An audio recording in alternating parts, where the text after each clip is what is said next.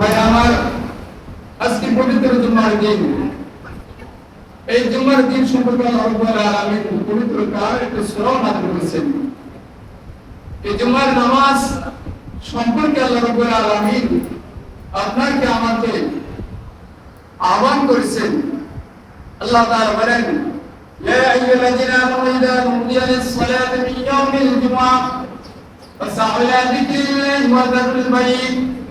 আল্লাহ তাআলা এখানে মুমিনদেরকে বলতেছেন, তোমরা যখন আযান শুনবে, আযান শোনাবার তোমাদের সব কাজ থেকে বেচাকেনা দুনিয়ার কাজ কর্মগুলোকে রেখে তোমরা আমার জিকির দিকে, আমার হুকুম দিকে দৌড়ে আসো, তাড়াতাড়ি আসো।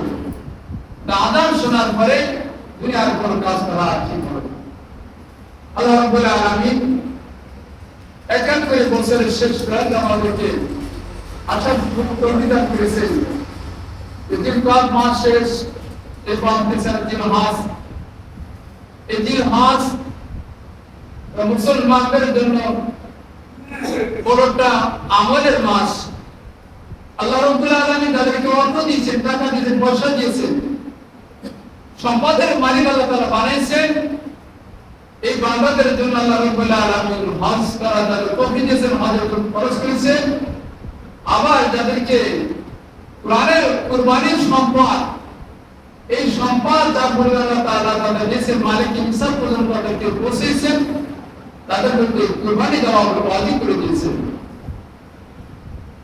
এই মাসে মালি ইবাদত, একটা বদনি ইবাদত, একটা মালি ইবাদত। বদনি ইবাদত আবার করতেছি, মালি ইবাদত করতে হবে। আল্লাহ রাব্বুল আলামিন তাদেরকে তৌফিক দিয়েছেন। আমরা চেষ্টা করব সামনে কুরবানি যে ঈদুল আযহা আসছে, এই কুরবানির দিন আমরা পশু কুরবানির মাধ্যমে আল্লাহ তাআলা নৈকট্য হাসিল করব ইনশাআল্লাহ। পাবো ইনশাআল্লাহ। প্রিয় ভাই আমার, আল্লাহ সুবহানাহু ওয়া তাআলা আপনার আমার জন্য একটি কালাম, একটি কিতাব নাযিল করেছেন। এই কিতাবটা একমাত্র আল্লাহ রাব্বুল আলামিন আপনার আমার দয়ার জন্য মার্ফত করেন। তিনি প্রিয় হাবিব, সব দেশের তো নবী, দামি নবী, আল্লাহ তাআলা প্রিয় ভাষা, ভালোবাসার যে পত্র আল্লাহ রাব্বুল আলামিন আমাদের নবী মুহাম্মদ মুস্তাফা সাল্লাল্লাহু আলাইহি ওয়াসাল্লামের সাথে এই কোরআন নাযিল করে দিয়েছেন। আমরা জানি আমাদের নবী এমন একটা সময়, এমন একটা জায়গায় তিনি জন্মলাভ করেছিলেন যে সময় বলা করা যায় সবাই মক্কার জমিটা এমন ছিল যে মক্কার জমিনে তেমন ভালো বসবাস ছিল না, কোনো গাছপালা ছিল না, ভালো শিক্ষা প্রতিষ্ঠান ছিল না, ভালো একটা সমাজ ব্যবস্থা ছিল না, সেখানে বসবাস করার কোনো সুযোগ ছিল না। এমন একটা মরুভূমিতে আল্লাহর হাবিবকে পাঠিয়েছিলেন। ও ভাই, সেখানে কোনো খাওয়া দাওয়ার ব্যবস্থা ছিল না। আল্লাহ রাব্বুল আলামিন সেই নবীকে পাঠিয়েছিলেন যে নবীকে বলা হয় উম্মি নবী। আল্লাহ রাব্বুল আলামিন ওই জাতিকে বলে উম্মি বলেছেন, ওয়াল্লাযী আরসালা বা'দাহু নবিয়্যিনা রাসূলান। আল্লাহ রাব্বুল আলামিন বলেছেন, এখানে বলেছেন তোমাদের উম্মি মূর্খবিদ থেকে, উম্মি থেকে একজন নবীকে আমি পাঠিয়েছি। আল্লাহ রাব্বুল আলামিন তিনি হাবিবকে পাঠিয়েছিলেন এমন সময়, এই সময় কোনো শিক্ষার ব্যবস্থা ছিল না, ভালো একটা প্রতিষ্ঠান ছিল না, যার কাছে তিনি কিছু শিক্ষা লাভ করবেন, যার কাছে কিছু কবিতা শিখবি, যাদের কাছে কিছু জাদুবিদ্যা নিবে, এরকম ব্যবস্থা ছিল না। আল্লাহ রাব্বুল আলামিন হাবিবকে কোনো লেখাপড়ার ব্যবস্থা করা শুরু করলেন। কারণ আমার হাবিব যে সময় তিনি যাচ্ছেন, তিনি আব্বাজান আগে থেকে বিদায় নিয়ে গেছেন জন্মের আগে। আম্মাজান দুনিয়াতে আসার পরে ৬-৭ মাস পরে আল্লাহ রাব্বুল আলামিন আম্মাকে ইন্তেকাল করে দিয়েছিলেন। মায়ের কোলে থেকে ছিল, মায়া মাথা পায়ে পান নাই, ভালোভাবে আদর ছিল পান নাই, মায়ের যেন তার প্রতি শিখবে। এটা গাইছেন, মা গাইছেন, মা বাবাকে কিছু শিক্ষা লাভ করে সেটা সুযোগ পায় নাই, আর একটা শিক্ষা প্রতিষ্ঠান দিতে পারে নাই। রাসূল সাল্লাল্লাহু আলাইহি ওয়াসাল্লাম এমন একটা সমাজের বিনাশ ছিলেন, ওই সমাজের কোনো শিক্ষিত ব্যক্তি ছিল না, তার কাছে শিখবে। সেই সমাজের সেই মানুষের কাছে আল্লাহ রাব্বুল আলামিন হাবিবকে দীর্ঘ 40 বছর তাদেরকে লালন পালন করেছেন, তাদের সমাজের তাদের সাথে উঠা-বসা করেছেন। হুজুর সাল্লাল্লাহু আলাইহি ওয়াসাল্লাম নবুয়ত পাওয়ার আগ পর্যন্ত তিনি তাদের সাথে মিলেছেন, তাদের সাথে উঠা-বসা, চলাফেরা, খাওয়া-দাওয়া, ঘোরাফেরা, খেলাধুলা সব করেছিলেন। রাসূলের আচার ব্যবহার সব দেখছে, জানছেন। যাওয়ার পর আল্লাহ রাসূল সাল্লাল্লাহু আলাইহি ওয়াসাল্লামকে আল্লাহ নবীকে তার উপাধি দিয়েছে আলামী, সাদিকুন সিদ্দিকুন নাম দিয়েছেন, আমানতদারের নাম দিয়েছেন, সুন্দর উপাধি দিয়েছেন। যে সমস্ত টাইটেল দিতে গেলে অনেক সময় পর্যন্ত বর্তমানে এরকম টাইটেল পাওয়া যায়। আল্লাহ রাব্বুল আলামিন হাবিবকে ওই জাহালিদের দিকে তারা নবীকে সিদ্দিক, সাদিক, আমানতদারের সুন্দর উপাধি দিয়েছিলেন। এরা যারা আচার সব জায়গায় বলা টাইটেল এই নামগুলো ডাকতো। রাসূলকে মুহাম্মদ নামে ডাকতো না, এই সমস্ত উপাধি নাম দিয়ে তাদেরকে ডাকতো, রাসূলকে ডাকতেন। এই ভাইরা আমার, আল্লাহ নবী দরবারে দেখো 40 বছর অতিবাহিত হওয়ার পরে নবুয়ত লাভ করলেন, কোরআন নাযিল হয়ে গেল। আল্লাহ রাসূল কাছে কোরআন নাযিল করলেন, আল্লাহ হাবিবকে কোরআন পাওয়ার পরে তাদের কোরআনের দাওয়াত শুরু করলেন, তাদের মাঝে কোরআন তেলাওয়াত করলেন, কালেমার আওয়াজ শুরু করে দিলেন। আওয়াজ শুরু তখন তারা রাসূল সাল্লাল্লাহু আলাইহি ওয়াসাল্লাম সেই আমানতদার, সিদ্দিক, সাদিক যে উপাধি ছিল এই সমস্ত শব্দটা ভুলে গিয়ে রাসূলকে তারা শুরু করে দিল, আদর করে আঘাত করলো, রাসূলকে কবি বলে আঘাত করলো, রাসূলকে জাদুকর বলল, নানা বিতরক কথা স্মরণ করবে, নানা রকম কথা বলে রাসূলকে দোষারোপ করে তারা দিল। রাসূলের কথা তারা মেনে নিতে পারল না। অথচ এর আগে হজের মৌসুম, এই যে এখন হজের সময়, এই হজের সময় তো আসছে পৃথিবীর বিভিন্ন জায়গাতে লোকজন মক্কায় হজ করার জন্য আসতেছিল। সেই সময় কাফেররা চিন্তা করলো এখন বিশ্বের বিভিন্ন জায়গাতে লোকজন আসবে, এই নবী মুহাম্মদ তাদের কাছে যে এই কালেমার দাওয়াত, কোরআনের দাওয়াত দেওয়া শুরু করবে, তারা আমাদের কোরআনের দাওয়াত গ্রহণ করবে আর ইসলাম গ্রহণ করবে, তারা আমাদের ধর্মকে ছেড়ে দেবে। তাহলে এখন কি করা যায়? সবাই চিন্তা করলেন এবং ভাবলেন, অবাক হয়ে চলে গেলেন। ওলিদ ইবনে মুগীরা তাদের বড় মুরব্বী নেতা, মুরব্বী, তার কাছে পরামর্শ নিয়ে গেছে, বলতেছে মুরব্বী যান, বিশ্বের বিভিন্ন জায়গাতে মনে করেন হজ করার জন্য আসবে, আর এই হজের মৌসুমে এই নবী মুহাম্মদ সাল্লাল্লাহু আলাইহি ওয়াসাল্লাম যখন তাদের কাছে কালেমার দাওয়াত দিবে, কোরআনের দাওয়াত দিবে, দাওয়াত দেওয়ার পর তারা ইসলাম গ্রহণ করে তারা দেশে চলে যাবে। এরপরে কি তাকে গ্রহণ করা যায় আমাদেরকে ষড়যন্ত্র থেকে তাদেরকে ষড়যন্ত্র করে দেন, এই আলোচনা যেন না শুনতে পারে আমরা ষড়যন্ত্র করতে পারি, একটা কাজ আমাদের শিক্ষা দেন। ওলিদ ইবনে মুগীরা চিন্তা করলেন, তাই তো কি বলে তাদেরকে আমরা বাধা দেব, বুঝাবো। তখন ওলিদ ইবনে মুগীরা বলছেন, তোমরা এই কথাগুলো বলবে, তারা যখন শুনবে নবী মুহাম্মদ এই যে দাওয়াত দিয়েছে সে ব্যক্তিটা কে, যখন তোমাদের শুনবে তারা বলবে, তাদেরকে বলবে সে একজন পাগল, সে একজন জাদুকর, সে একজন গণক, কবি, তারপরে তোমরা কি শুনবে না? আর মাথা খারাপ হয়েছে, মাথা নষ্ট হয়ে গেছে।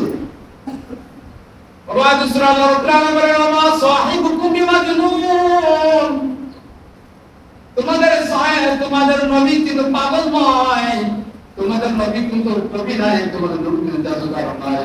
আল্লাহ রাব্বুল আলামিন জানেন বলছেন, কিন্তু তারপর এই কথাগুলো তারা শুনে পড়ে। সবাই তো হজের মৌসুম যখন লোকরা আসে হাজিরেছেন, বিভিন্ন জায়গায় যারা তাবু দিয়ে বসে আছে, আসার পরে তাদের আলোচনা করতেছে, তাদের কাছে যাই, তাদের কাছে দাওয়াত দেওয়া শুরু করতেছে। দাওয়াত দেওয়ার পরে তারা এখানে বিভিন্ন জায়গায় গিয়েছেন যে আমরা একজন নবী মুহাম্মদের নতুন একটা কথা বলতেছে, দাওয়াত দিয়েছে, এই কথাটা আমরা কি করব? কি পাগল না করব? আমরা যারা সব কথা বলেন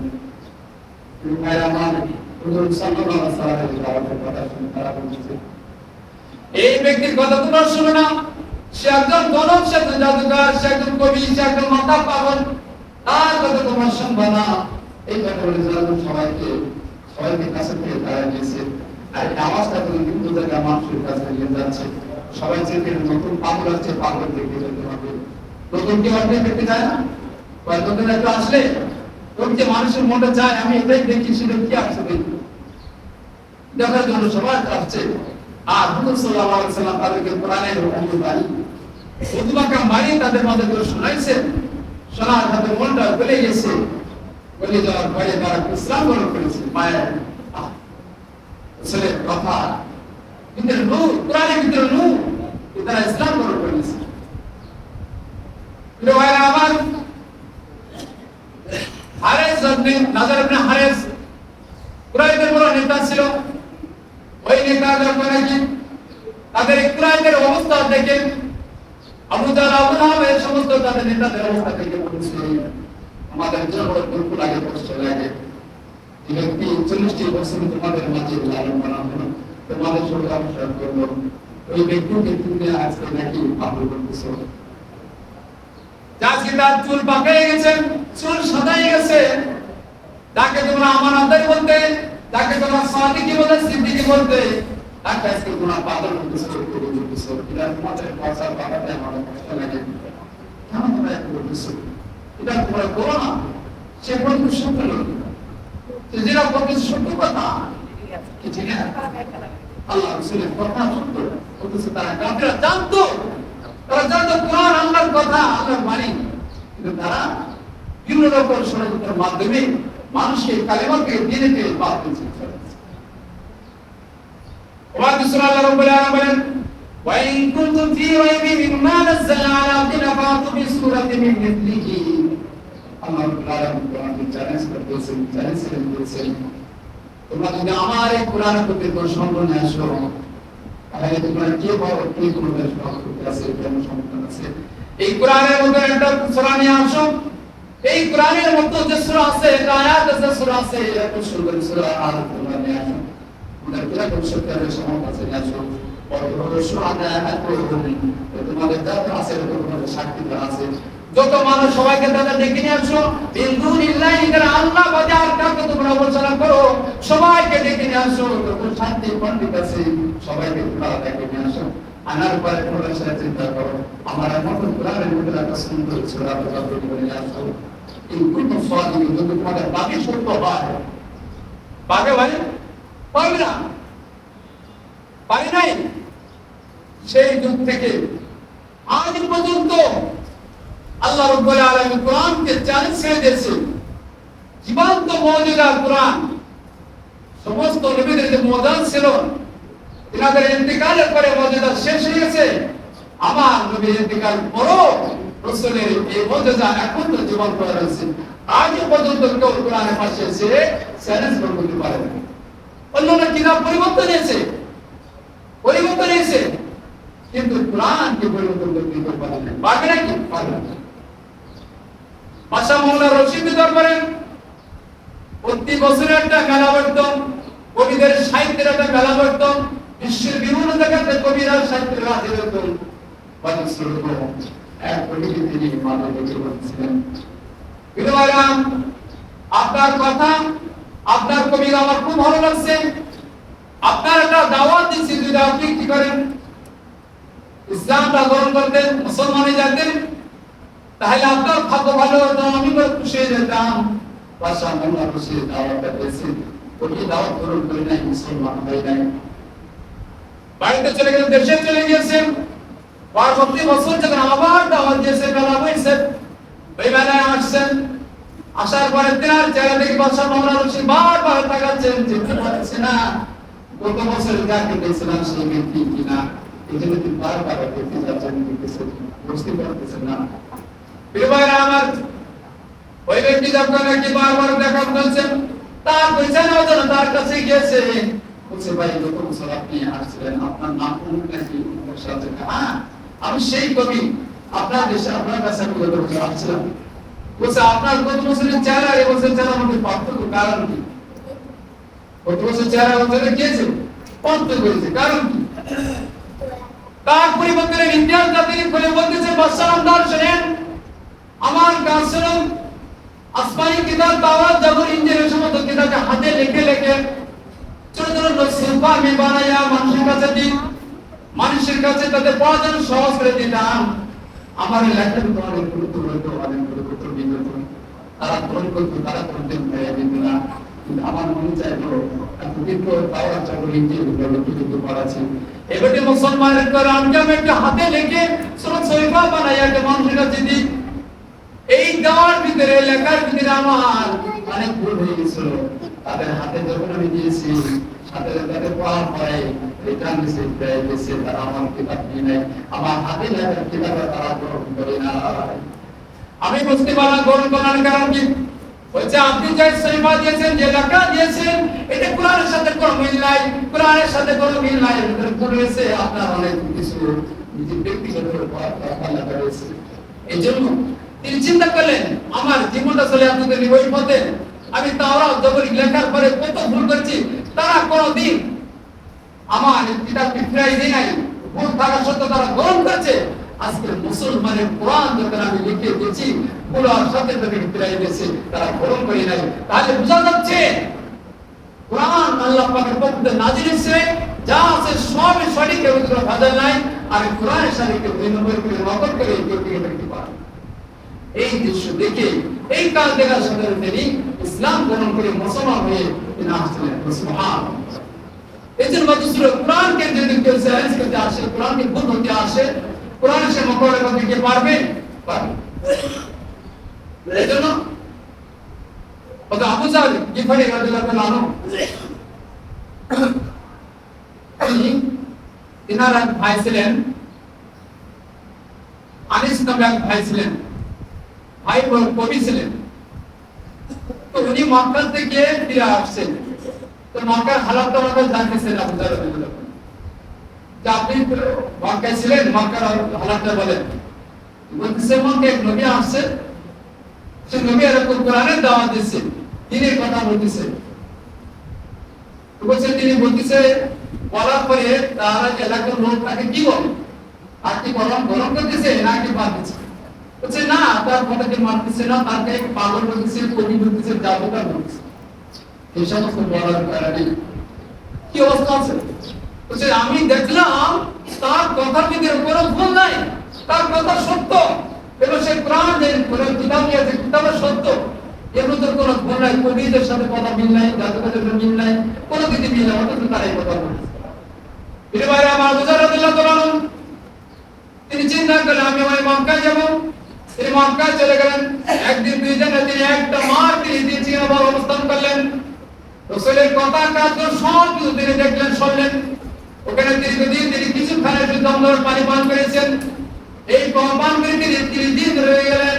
রাসূলের সব কিছু দেখছেন, শোনার পরে তিনি ফিরে আসেন। দেশে ফিরে এসে বলতেছেন আমার তাকে শুনে রাখো, আমার কবিরা শুনে রাখুন, মক্কায় আমি 30 দিন করে আসছি, আমি এমন একটা নবীর কথা শুনেছি যে নবীর কথা সত্য, তিনি সত্য, তিনি যা বলে সব সত্য কথা। ওই নবীর কথা বলতে তুমি না আবু যার রাদিয়াল্লাহু আনহু দাওয়াত শোনার পরে অনেক লোক, 1000 মতো লোক কমের সাথে করে তার দাওয়াত গ্রহণ করে মক্কায় আসছিলেন। হযরত রাসূলের তারপরে আসছিলেন। সুবহানাল্লাহ। এই মত শুনব রাসূল সাল্লাল্লাহু আলাইহি ওয়াসাল্লাম সত্য নবী, আল্লাহ রাব্বুল আলামিন আপনাকে আমাকে আজকের এই দিন দিয়েছে, কোরআন দিয়েছে। মানুষ আজকে কোরআন থেকে দিন থেকে দূরে থাকার কারণে আল্লাহ রাব্বুল আলামিন এক এক করে আপনার আমার মধ্যে আযাব আর গজব নাযিল করতেছে। মানুষ যত কোরআনের থেকে দূরে সরে থাকবে, কোরআনের থেকে যখন দূরে সরে থাকবে, রাসূল সাল্লাল্লাহু আলাইহি ওয়াসাল্লামের আদর্শ থেকে দূরে থাকবে, আল্লাহ পাক এক এক করে আযাব আর গজব নাযিল করতে থাকবে। ঠিক না ভাই? একটা আযাব আর গজব আসবে। আসমানি বালা মুজাদ্দিদ বিপদ মুসিবত। দেখেন এই মে মাস, জুন মাস, এই যে বৈশাখ জ্যৈষ্ঠ মাস, এই করে মাস বৃষ্টির কাজ। এই সময় বৃষ্টির বর্ষণ হয়। বৃষ্টির সময় দেখবেন বজ্রপাত, বিদ্যুৎ চমকানো, এটা হয় না? বাংলাদেশে আগের তুলনায় এখন কিন্তু অনেক বেশি এই বজ্রপাতে মানুষ মারা যাচ্ছে, অনেক মারা যাচ্ছে, মানুষের অনেক ক্ষতি হচ্ছে। এটা আল্লাহ তাআলার একটা আযাব ও গজব। অথচ আল্লাহ রাব্বুল আলামিন এই সম্পর্কে সূরাটা ওয়াজ নাযিল করেছেন। এই বজ্রপাত সম্পর্কে একটা সূরা নাযিল করেছেন। আল্লাহ রাব্বুল আলামিন বলেন ওয়াল্লাযী ইউরীকুমুল বারকা খাওফান ওয়া আমান ওয়া ইউনশিস সাহাবা বিতালা। আল্লাহ রাব্বুল আলামিন বলেন ওয়াল্লাযী ইউরীকুমুল বারকা, তোমরা দেখছো বারকা, দেখছো বিদ্যুৎ, দেখছো তোমরা দেখছো বজ্রপাত, দেখছো খাওফান ওয়া আমান, এতে তোমাদের ভয় এবং আশা সৃষ্টি হয়। এবার আমার আকাশে যখন একটি বজ্রপাত হয়, বিদ্যুৎ চমকায়, এই সময় দেখা যাচ্ছে মানুষের ভীতি সৃষ্টি হয়, ভয় পেয়ে যায়, না জানি কখন কি আক্রমণ হয়, আমরা আমার কখন বজ্রপাত হবে, মারা যাবে, এটা ভয় সৃষ্টি হয়। এটা আল্লাহ পাকের পক্ষ থেকে ভয় সৃষ্টি হয়, যে আল্লাহ তাআলা দান করেন। কারণ মানুষ বিপদে পড়লে তখন আল্লাহকে স্মরণ করে, মুসিবত যখন পড়ে মানুষ তখন আল্লাহকে স্মরণ করে, আবার মুসিবত যখন মুক্তি পেয়ে যায় তখন মানুষ আল্লাহকে ভুলে যায়। আল্লাহ রাব্বুল আলামিন বলেন ফাইদা লাকিউ ফিল ফুলকি দাউল্লাহ মুখলিসিনা লাহুদ্দিন। মানুষ দেখেন ওই নদীতে বা সমুদ্রে যখন কি আরাম করে চলাফেরা করে, যখন বড় তরঙ্গের ঢেউ আসতে থাকে, ওই তুফানের মধ্যে যখন পড়ে যায় তখন মানুষের ভয়ে তখন আতঙ্ক হয়ে যায়, তখন আল্লাহ তাআলাকে এক খাস নিয়ত আল্লাহকে ডাকতে থাকে লাহুদ্দিন, মুখলিসিনা লাহুদ্দিন, এক কথা আল্লাহ পাকের খাস আল্লাহ তাআলাকে ডাকতে থাকে। আর ওই ডাকার পরে আল্লাহ পাক তাআলাকে সাড়া দেয়, আল্লাহ পাক বড় উদ্ধার করতে কিনারা আসে। কিনারা যখন আসেন, আসার পরে এবার সে আল্লাহর কথা বলে যায় যে আল্লাহ তাআলা তার এই বিপদ থেকে মুক্তি দান করলো। ওই ব্যক্তি আল্লাহকে শুকরিয়া আদায় না করে, আল্লাহ নেয়ামতের শুকরিয়া আদায় না করে তখন বলতে থাকে, আরে আজ আমাদের মাঝিরা খুব ভালো ছিল, মাঝিরা হায়দার ঠিকমতো রাত ধরছিল, যার কারণে আমার নিরাপদ কিনারা আমার খুশি আছে। যে মালিক তোমাকে বাঁচাইলো, সেই মালিকের প্রশংসা না করে মাঝির প্রশংসা করা শুরু করে দিল। এই হচ্ছে মানুষের কাজ। বাদুসুলকো আজ যে আল্লাহ রাব্বুল আলামিন হাজার নিয়ামত দিয়ে আমাকে লাঞ্ছিত করতেছে, ওই আল্লাহ তাআলার ইবাদত ছেড়ে দিয়ে আজকে মানুষ মাখলুকের ইবাদত করে। যখন মানুষ রোগীতে সেবা পেয়ে যায়, সুস্থতা হয়ে যায়, তখন কি করে? ডাক্তারের ওষুধটা তো ভালো, কোন ডাক্তার তো ভালো, তখন ওষুধকে আমি রোগকে ভালো পেয়েছি, ভালো গেছি, অথচ সেই কথা বলে না যে আল্লাহ রাব্বুল আলামিন আমাকে ভালো করেছে, আল্লাহ তাআলা তার ওষুধের মাধ্যমে আমাকে ভালো করেছে। কি ঠিক না? এটা বলা উচিত ছিল যে ওষুধটার মাধ্যমে আল্লাহ তাআলা আমাকে ভালো করেছে। কে ভালো করেছে? আল্লাহ। কিন্তু ভাই আমার এই যে আযাব, এই গজব অর্থাৎ বজ্রপাত, এই বজ্রপাতটা যখন সৃষ্টি হয়, দেখবেন আল্লাহ রাসূল সাল্লাল্লাহু আলাইহি ওয়াসাল্লাম আমাদের জন্য জানাইছেন, রাসূল সাল্লাল্লাহু আলাইহি ওয়াসাল্লাম কত বড় করে বলি তো, রাসূল সাল্লাল্লাহু আলাইহি ওয়াসাল্লাম বলেন যখন কি হয়তো এই বজ্রপাত হইতো, আকাশ চমকাইতো, রাসূল সাল্লাল্লাহু আলাইহি ওয়াসাল্লাম দোয়া করতেন, আল্লাহুম্মা আল্লাহুম্মা লা তুলহিক বিগদাবিকা ওয়া লা তুলহিক আযাবিকা ওয়া আফিনা মিন ক্বাবলিকা। أو كما قال عليه الصلاة والسلام, রাসূল সাল্লাল্লাহু আলাইহি ওয়াসাল্লাম মুশরিকদের আল্লাহ আপনার গজব থেকে আমাদের ইবাদত করেন, আপনার আযাব থেকে আমাদের বাঁচান, আর ওই আযাব বছর আগে আমাদেরকে maaf করে দেন, আপনার আযাব বছর আসার আগে আমাদের maaf করে দেন। অথচ এটা তো আযাব, এটা গজব, এটা কি আযাব আর গজব? প্রতি মিশ্র সমুদ্র আছে, রাসূল সাল্লাল্লাহু আলাইহি ওয়াসাল্লাম বলেছেন, এক সাহাবা বলতেছেন, হুজুর এই যে বিদ্যুৎ চমকায়, এই বজ্রপাতটা কি জিনিস, কি হয়? রাসূল সাল্লাল্লাহু আলাইহি ওয়াসাল্লাম বলতেছেন, রাত নামে একজন ফেরেশতা আছে, এই ফেরেশতা মেঘমালা কি পরিচালনা করে। এই মেঘমালা চলার পর হাতে একটা হাতুড়ি থাকে, মেঘকে সে চালায়, তো মেঘকে হাতুড়ি দিয়ে আঘাত করে, তো আঘাত করার কারণে ওখানে একটা আলো চমকা হয়, আলো বার হয়, বিদ্যুতের গমনে এতে বার হয়, বর্ষণ এটা একটা বিদ্যুৎ বার হয়। রাসূল সাল্লাল্লাহু আলাইহি ওয়াসাল্লাম জানান এই ধরনের মুসিবত আসলে আমাদেরকে দোয়া করা বলছেন, আল্লাহুম্মা লা তাকুন আল্লাহুম্মা লা তুলিক গযাবিকা ওয়া আফিনা মিন আযাবিকা। রাসূল সাল্লাল্লাহু আলাইহি ওয়াসাল্লাম এটা আমাদের শিখিয়েছে। এজন্য দুসরকম আল্লাহ রাব্বুল আলামিন এই যে মেঘমালা সৃষ্টি হয়, আল্লাহ তাআলা একটা কুদরত, আল্লাহ তাআলা কুদরত দেখবেন জমিনে যখন তাপ সৃষ্টি হয় পাকশাল মাত্র আল্লাহ রাব্বুল আলামিন পানি করে দেয়। এরপর থেকে ওই পানিটা যখন নাকি মেঘমালা সৃষ্টি হয়, মেঘমালা উপরে ওঠে, ওখান থেকে একটা নেগেটিভ পজিটিভ সৃষ্টি হয়। একটা মেঘ উপরে ওঠে, একটা মেঘ নিচে যায়। উপরে উঠে ওই যে মেঘের সাথে মিশে বাষ্প হয়ে যায়, বরফ জমে যায়। ওই বরফ জমার পরেই ওই নিচে দিয়ে আসতে থাকে পজিটিভ, আর ওটাকে উঠতে থাকে নেগেটিভ। এই পজিটিভ আর নেগেটিভ অর্থাৎ উপরে একটা উঠতে থাকে, নিচে আসতে থাকে। বিজ্ঞান বলে যে আসার পথে একটা ঘর্ষণ সৃষ্টি হয়। এই ঘর্ষণের কারণে তাদেরকে বিদ্যুৎ বলা, বিদ্যুৎ চমকে, আলো চমকে, আলো আসে। তো এটা দ্বারাই কি হয়, যখন জমিনের পরে বাতাস সৃষ্টি হয়, একটা গাছের সাথে একটা বাতাসের বাড়ি খায়, বা এখানে একটা আকর্ষণ তৈরি হয়ে যায়। এই আওয়াজটা যখন উপরে থাকে, আওয়াজ ওঠার পরে এটাকে বড় আকারে কি হতে থাকে, উপরে উঠে বাড়াবাড়ির সাথে সাথে ওই বিদ্যুৎটা চমকার বিদ্যুৎ করতে থাকে। বিজ্ঞান বলেন যে আলো কিভাবে হয়, যে আলো যে ঘর্ষণ খাইছে, ঘর্ষণ করে আলো হয়। এটা আলোর গতি এত গতি যে সেকেন্ড থেকে হাজারো ভাগ করা হলো, তার সামান্য কিঞ্চিত বেগে আল্লাহ রাব্বুল আলামিন আলোকে পৃথিবীতে পাঠায়। এই যে সূর্যের আলো দেখছেন না, এই সূর্যের আলো হচ্ছে আপনার 15,000 সেলসিয়াস দিয়ে আল্লাহ রাব্বুল আলামিন সূর্যের আলো দিয়েছেন। আরে এই যে মেঘে মালার যে ঘর্ষণে যে আলো সৃষ্টি হয়, এই আলোটাকে বলা হয় 27 থেকে 30,000 বেশি আলো সৃষ্টি হয়। সুবহানাল্লাহ। আর এটা খুব দ্রুত বেগে চলে আসে। আওয়াজ হয় কেন? আওয়াজ হয় যে শব্দ হয়, আগে আলো আসে, তারপরে আওয়াজ। তো দেখবেন আমরা যখন রান্না করি, রান্না করে যখন আমরা আগে কি মশলা তেল দিয়ে সুন্দর করে গরম করি, তাই না? গরম করার পরে এরপর ওখানে আমাদের বিদার তরকারি যেটা আমরা ওটার উপর দেওয়া, যখন দেওয়ার সাথে একটা আওয়াজ সৃষ্টি হয়, শেষ করে একটা আওয়াজ হয়, ওই আওয়াজটা ব্যাপক দ্রুত চলে যায়। আওয়াজ পৃথিবীর যখন কি হয় যে আলোটা পরে, আলোটা পড়ার পরে তারপর ওই যে আকর্ষণ হয়ে যায়, তাপ থেকে উত্তপ্ত থাকে, গরম থাকে, ওই ঠান্ডা পানি পড়ার সাথে ওটাকে একটা আওয়াজ সৃষ্টি হয়। আওয়াজটা ব্যাপক একটা সৃষ্টি হয়। এই কারণে মানুষের কানে আওয়াজ হয়।